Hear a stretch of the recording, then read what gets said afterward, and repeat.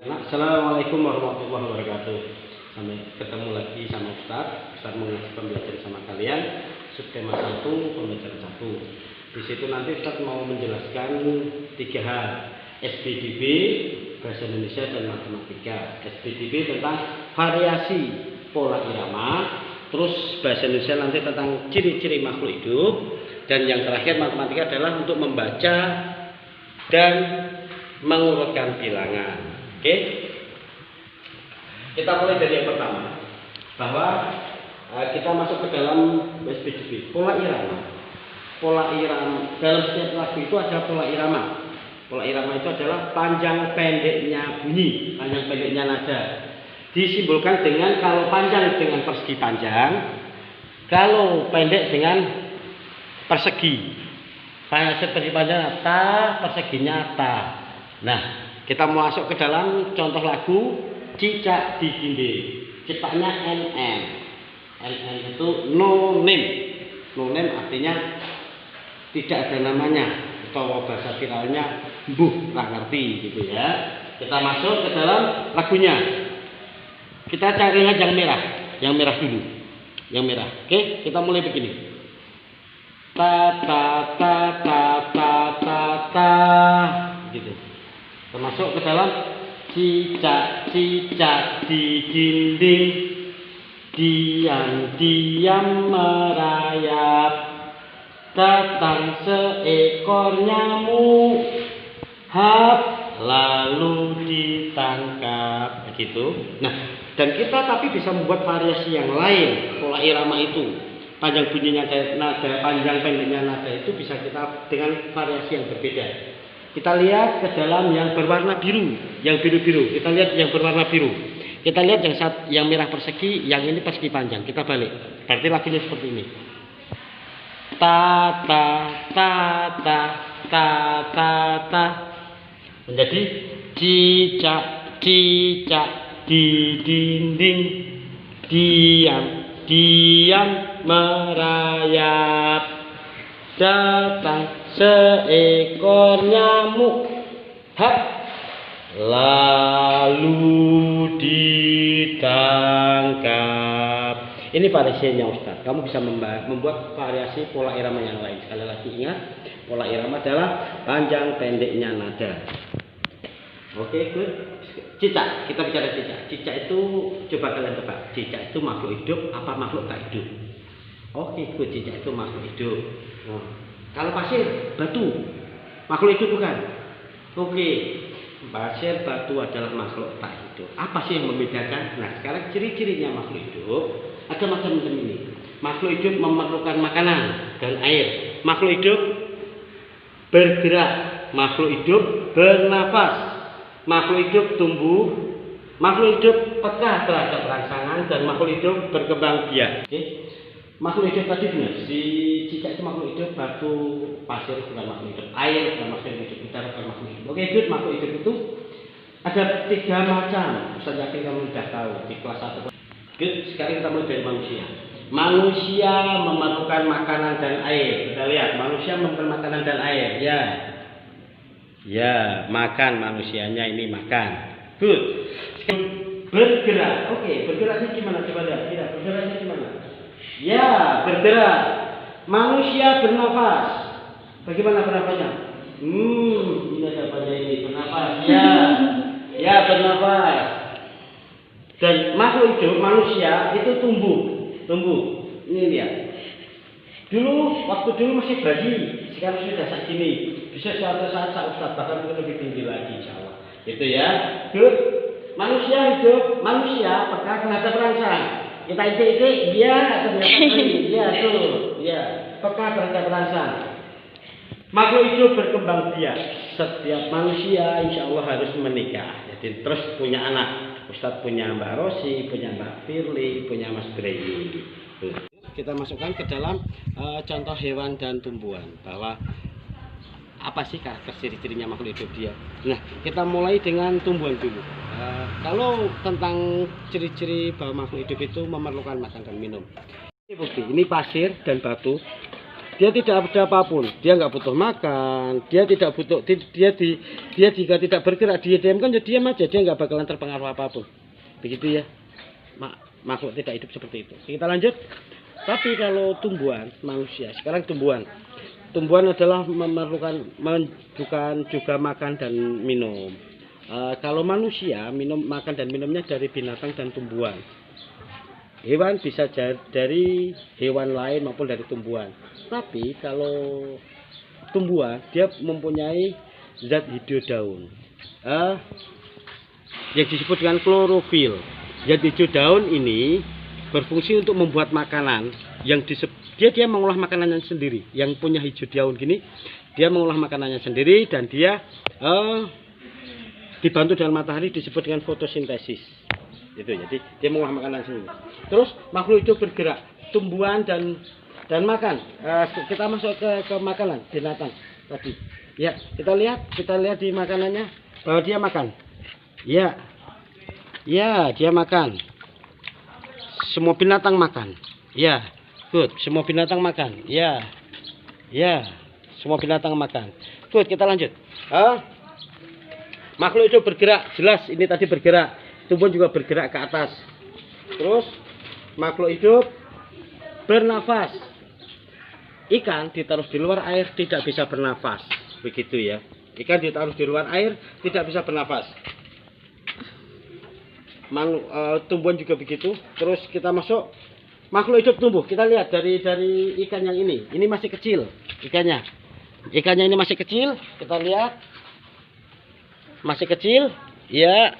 Karena ya masih kecil-kecil, langsung ke sana cepat. Ke ini langsung. Akhirnya juga besar. Nih langsung sini aja. Akhirnya menjadi besar binatangnya, tumbuh. Ya. Peka terhadap rangsang. Disenggol dia marah. Ya. Dia merasa mau diambil, dia lari. Ya, berarti peka terhadap rangsang. Ya.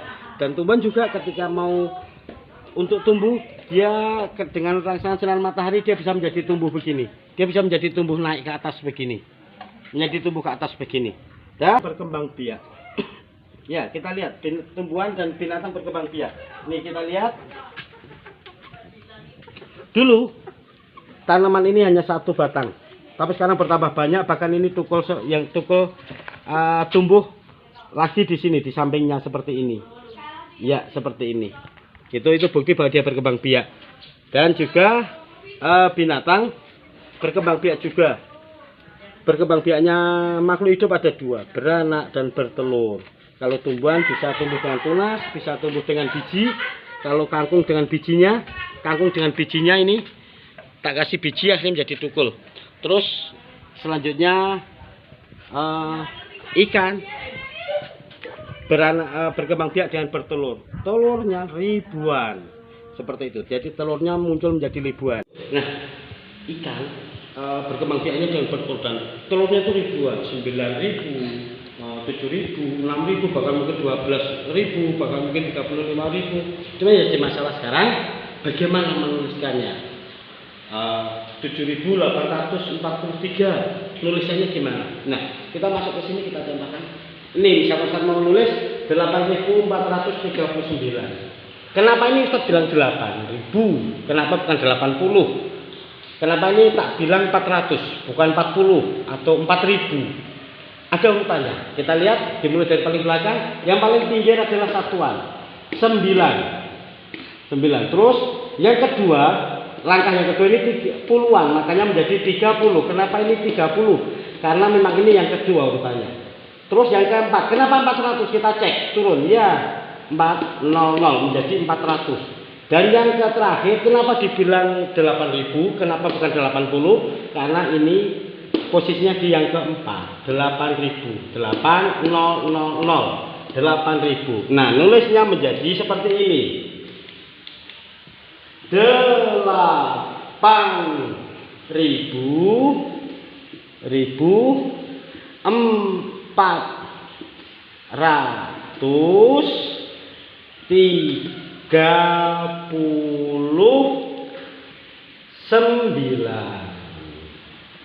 Begini. Ya, good. Itu. Nah, sekarang bagaimana mengurutkannya jika ada beberapa ribuan yang berbeda? Contohnya begini. Benarkah bolehkah ini ditulis 3672 dulu, baru 294 baru selanjutnya bla bla bla? Enggak boleh. Ada aturannya. Bagaimana urutannya? Kita mulai yang pertama. Kalian jangan pernah lihat dari yang belakang. Jangan yang belakang. Jangan. Kalian lihatnya dari yang paling depan. Dari paling depan. Kita lihat kalau kita urutkan dari yang paling kecil, mana yang paling depan? 3.000-nya, 2.000-nya, 5.000-nya, 3.000-nya lagi. Kita mulai dari yang paling kecil. 3, 2, 5, 3. Mana yang paling kecil? Ya, good. 2. Ini 9. Kita tulis menjadi 2.943. Ini hilang, setelah kanggo. Jadi agak nyaman kita ngitungnya. Terus setelah itu, mana yang kecil? 3, 5, 3. Oke, yang kecil berarti 3 sama 3. Lah kok 2, Pak? Yang mana yang harus kita pakai? Lah kok 2? Gimana ini kok 2? Kita lihat angka yang kedua. Karena ribuannya sama, kita masuk ke ratusannya, angka yang keduanya. Angka yang keduanya. Mana yang lebih kecil? 6 apa 4? Ya, kita tahu bahwa yang lebih kecil 4-nya yang lebih kecil. Kita masuk ke sini menjadi 3.471. Ya. Baru kita masuk ke sini nih, kita buang. Baru ke sini 3.672. Dan terakhir baru ke sini kita buang. 5.762. Ya, ini. Yang terakhir ini. Dasarnya apa? Dasarnya yang kedua misalkan dari yang paling besar. Prinsip kerjanya sama. Tetap yang kalian hitung harus yang kalian hitung harus ini kita kotakin dulu. Ini kita kotakin dulu, good. Biar kalian lebih mudah memahami. Nah, dilihatnya dari yang ribuan lagi. Ribuannya mana kok paling pinggir kiri ini? Ya, 6.000, 4.000, 9.000, 4.000. Karena yang paling besar, kita lihat mana yang paling besar. 6494, mana yang paling besar? Oke, good, 9. Kita masuk, kita tulis 9.243. Good. Berarti kita coret dulu, biar nggak pusing. Kita lanjut. Setelah 9 nggak ada, adanya 644. Mana yang paling besar? Otomatis 6. Ya, good.